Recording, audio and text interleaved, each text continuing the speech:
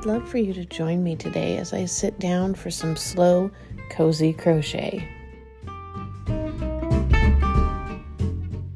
I'm going to grab a nice hot cup of tea, and if you want to go ahead and put me on pause and grab a beverage of your choice, we'll sit down and talk about WIPs as I pull out one of my longest running WIPs ever.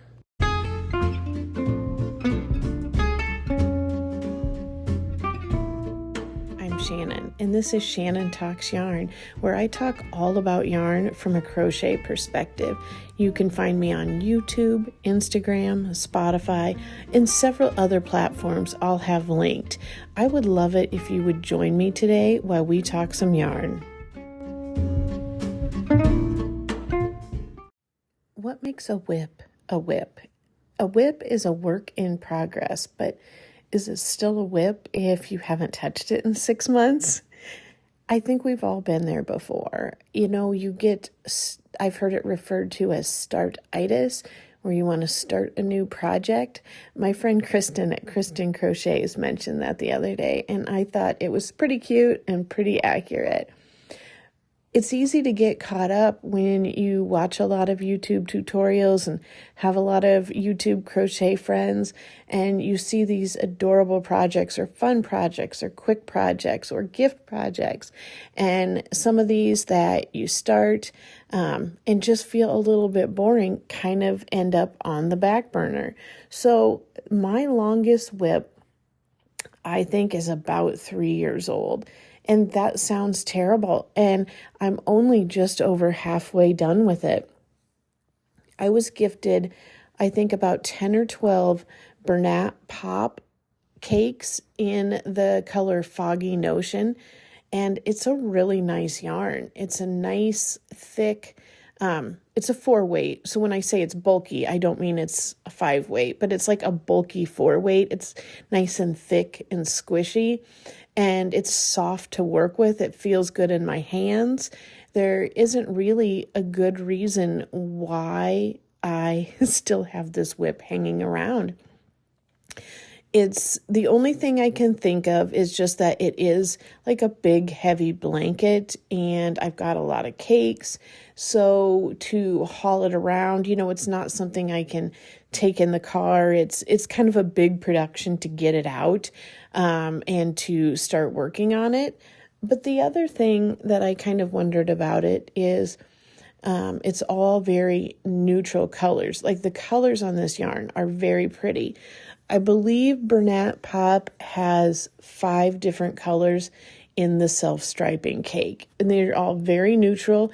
This would go with almost anyone's decor. It almost has, to me, it's putting off slight beachy vibes. But like I said, it's beautiful.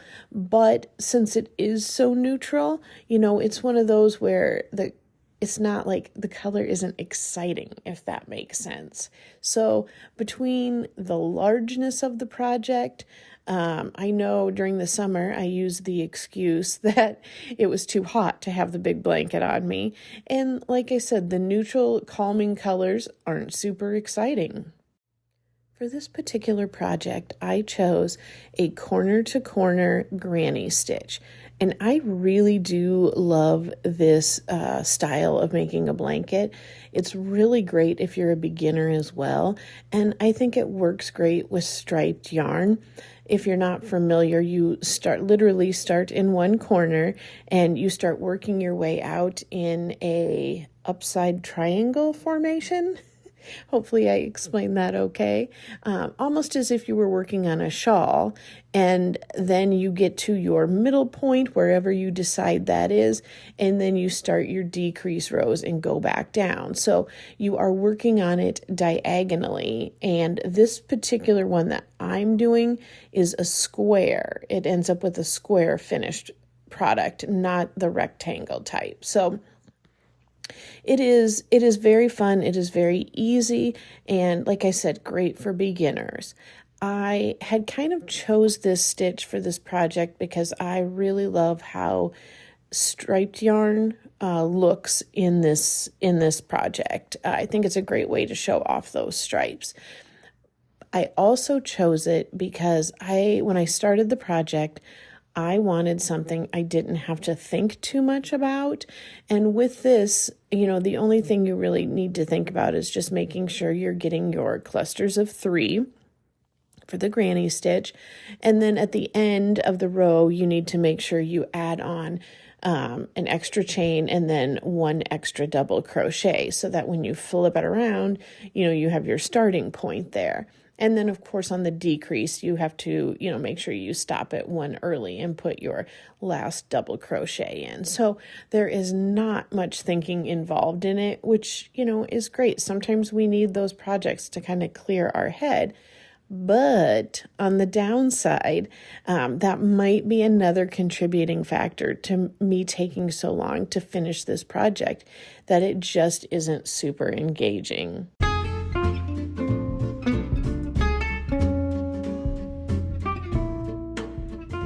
Are you a blog reader? Because if you are, I would love it if you would pop on over to shannontalksyarn.com and check out my blog.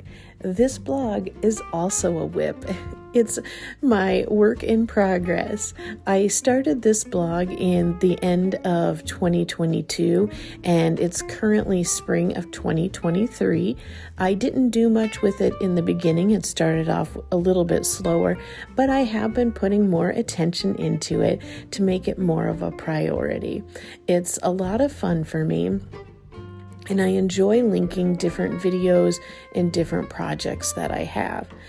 But what I would really love is if you are a fellow crocheter or crochet YouTuber, I would love it if you wanted to be a guest contributor. You don't have to have a YouTube channel if you have a crochet topic you would like to talk about. Obviously, we keep it pretty clean and, totally clean and non-controversial here. But I would love it if you wanted to give it a try. Go ahead and contact me at my email, Shannon@ShannonTalksYarn, and let me know what you're thinking about. This isn't anything that is lucrative at this point.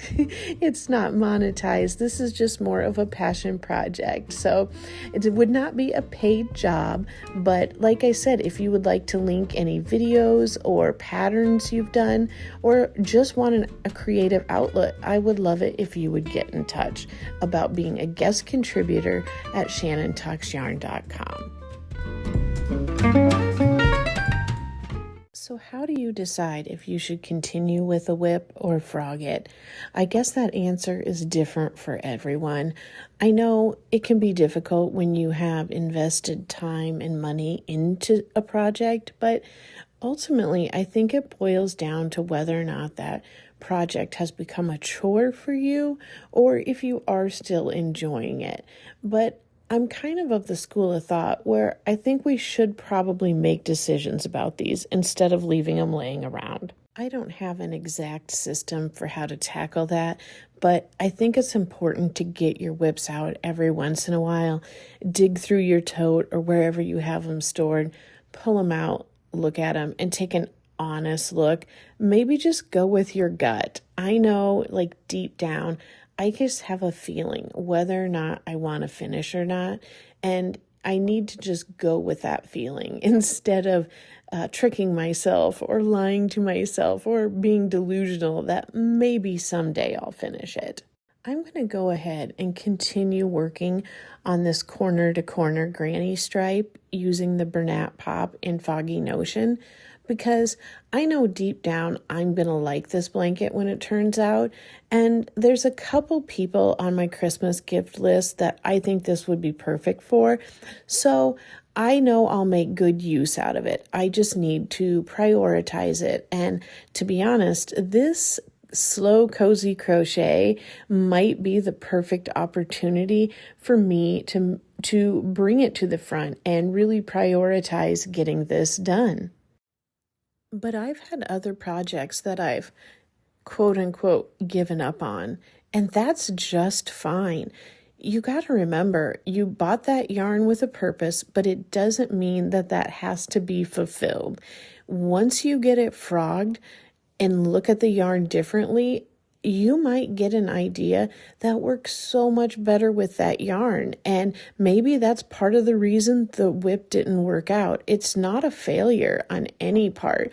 You know, we change, our tastes change, our styles change, our needs change, and that's just fine. Worst case scenario, ask a friend if they want the yarn. Maybe they want to swap, maybe they want to trade, or maybe they would just love some yarn gifted to them if it's something you really don't think you'd use. There is no shame in that. You're bringing someone else joy. That's how I ended up with this Foggy notion, and I'm so thankful for it. So what's that saying? You do you, boo? I think we should all find what works for us, but the message I want you to take away from this is don't force yourself to finish a project that you're not enjoying. I have a friend and her mother quilts. She recently finished some quilts that she started when her daughters, my friend and her sister, were girls. So these quilts had been WIPs for about 35 years. I know the mom was very happy to finally have pulled them out for the last time and finished them. Is this something you've done? What is your longest WIP? Like I said, this corner to corner granny in Foggy Notion from Bernat Pop is my longest running WIP, and I think it's about 3 years old. Have you had something that's gone a decade or more? I'm so curious to know.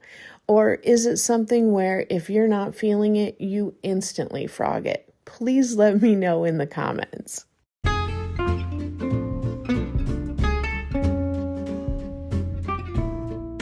I would love it if you would join me for the next Cozy Quiet Crochet, where I work on a WIP and just talk to you as yarny friends do.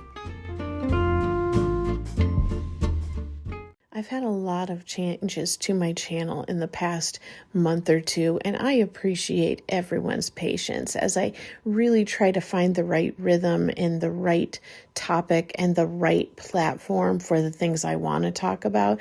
So for those of you that are new, you probably haven't experienced a ton of the changes, but for those of you that have been around for the past year, I really thank you and thank you for your patience.